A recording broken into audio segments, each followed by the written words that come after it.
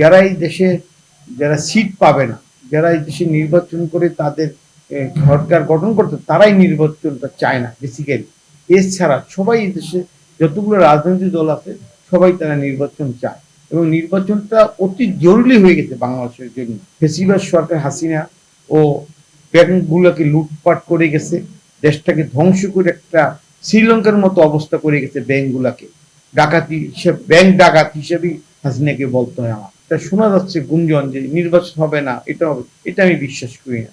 এটা আমি মনে করি এটা গুজব। গুজবে কেউ কান না দিয়ে আগামী নির্বাচনে সমস্ত দলকে ঐক্যবদ্ধ রাজনীতি করে নির্বাচনে প্রস্তুতি নেওয়ার আহ্বান জানাচ্ছে। অন্য ক্যামেরাগুলো দেখেন বা টিভি গুলাতে দেখে যে আমরা সমস্ত জায়গায় আমরা এই বিলি করছি, এবং আগামী দিনও 21 দফা বাস্তবায়নের জন্য বাংলাদেশ পিপলস পার্টি ঐক্যবদ্ধ আন্দোলনে বিশ্বাস করে, এবং আগামী দিনে 31 দফার উপরে পূর্ব সমর্থন আমাদের আছে। বাংলাদেশ যারা বিএনপি জোটের সাথে আছে সবাই সাথে কথা বলি 21 দফাটা বাস্তবায়ন করা হয়েছে।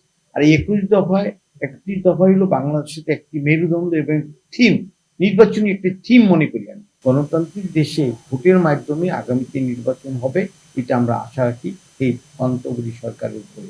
ইউনূস সাহেবের কাছে আমরা বিশ্বাস করি উনি ঠিক মতো টাইমে নির্বাচনটা দেবে। আর নির্বাচন যদি না দেয় এদেশে তখন সংকট এমন অবস্থা হয়ে যাবে, রাজপথ সারা তিস্তা থেকে তেঁতুলিয়া, রূপসা থেকে পাথুরিয়া পর্যন্ত সারা বাংলাদেশে একটা অগ্নি ঝরা একটা আন্দোলন হবে। সেই আন্দোলনটা এই গভর্নমেন্ট তত্ত্বাবধায়ক সরকার, এই অন্তর্বর্তী সরকার সেটা টেকেল দিতে পারবেন আমরা মনে করি। এবং জাতীয়তাবাদী দল সহ এবং যারা এই দেশে যারা সিট পাবে না, যারা এই দেশে নির্বাচন করে তাদের সরকার গঠন করতে, তারাই নির্বাচনটা চায় না বেসিক্যালি। এছাড়া সবাই এই দেশে যতগুলো রাজনৈতিক দল আছে সবাই তারা নির্বাচন চায়, এবং নির্বাচনটা অতি জরুরি হয়ে গেছে বাংলাদেশের জন্য। এবং আরেকটি জিনিস হলো, এই নির্বাচনটা যদি গণতান্ত্রিক পদ্ধতিতে না হয়, যদি ডাকসু এবং জাহাঙ্গীরনগর বিশ্ববিদ্যালয়ের মতো যদি ওইভাবে কোনো প্রভাকাণ্ড বা ওইভাবে হয়, তাহলে বাংলাদেশের বিপদ সংকেত, বিপদের ভিতরে পড়ে যাবে এই বাংলাদেশটা। আর বাংলাদেশের তখন মানুষ কখনো এই পথ থেকে আনার জন্য অনেক কষ্ট হবে। এদেশের অর্থনীতিটা ধ্বংস হয়ে গেছে। ফেসিবাদ সরকার হাসিনা ও ব্যাংকগুলোকে লুটপাট করে গেছে, দেশটাকে ধ্বংস করে একটা শ্রীলঙ্কার মতো অবস্থা করে গেছে। ব্যাংকগুলোকে ডাকাতি হিসেবে, ব্যাংক ডাকাত হিসেবেই হাসিনাকে বলতে হয় আমার।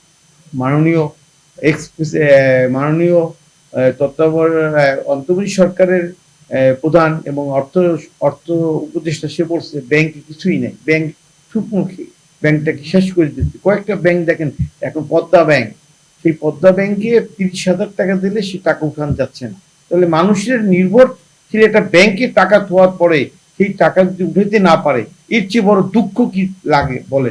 পদ্মা ব্যাংক এইরকম করতে, ফার্মাস ব্যাংকটাকে এইভাবে করতে, মধুমতি ব্যাংকে একই অবস্থা। কয়েকটি ব্যাংক বাংলাদেশে 8-9টি ব্যাংক বাংলাদেশে ধ্বংস করে দিয়ে সমস্ত টাকা লুটপাট করে বিদেশে নিয়ে গেছে সালমান এফ রহমান আর এই শেখ হাসিনার বংশধররা।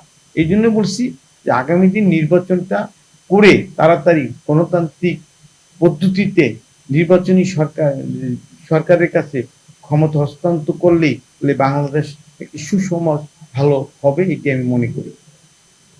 আরেকটা যেটা হলো রাজনীতির যেটা শোনা যাচ্ছে গুঞ্জন যে নির্বাচন হবে না, এটা হবে, এটা আমি বিশ্বাস করি না।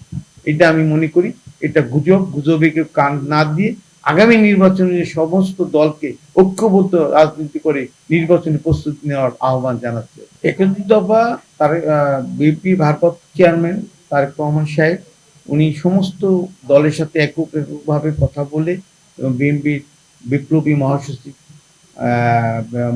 সাহেব এবং স্টিয়ারিং কমিটি মেম্বাররা অনেকে বসে সবার সাথে কথা বলে 31 দফা, সব দলেরই 31 দফা, এই দফাটা যারা বিএনপি জোটের সাথে আছে সবাই সাথে কথা বলি 21 দফাটা বাস্তবায়ন করা হয়েছে। আর এই 31 দফা হলো বাংলাদেশের একটি মেরুদণ্ড এবং থিম, নির্বাচনী একটি থিম মনে করি আমি। এটাকে মনে করি যে বাংলাদেশে 21 দফা আমাদের বাস্তবায়নের লক্ষ্যে আগামী নির্বাচনটা আমাদের হবে, এবং এইটি মেনেই আমরা নির্বাচন করব।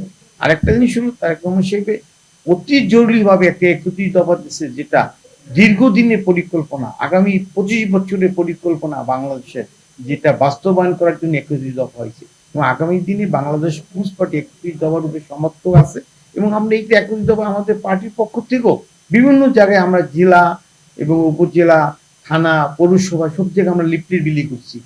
আমরা যদি সমর্থন যদি না থাকতো তাহলে আমি কেন লিফলেট বিলি করলাম, পোস্টারিং করলাম এবং আমরা নিজেরা সমস্ত জায়গায় রাস্তায় রাস্তায় আমরা আপনি দেখেন ভিডিও ফুটেজগুলো দেখেন, অন্য ক্যামেরাগুলো দেখেন বা টিভি গুলোতে দেখেন যে আমরা সমস্ত জায়গায় আমরা এই বিলি করছি এবং আগামী দিনও 21 দফা বাস্তবায়নের জন্য বাংলাদেশ পিপলস পার্টি ঐক্যবদ্ধ আন্দোলনে বিশ্বাস করে এবং আগামী দিনে 31 দফার উপরে পূর্ব সমর্থন আমাদের আছে বাংলাদেশ পিপলস পার্টি।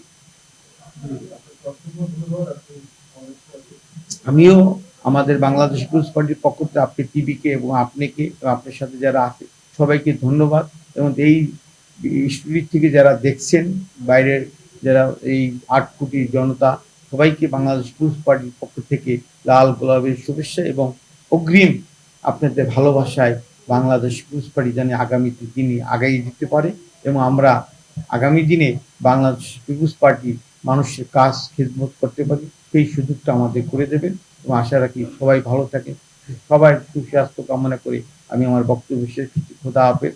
বাংলাদেশ জিন্দাবাদ, পিপলস পার্টি জিন্দাবাদ।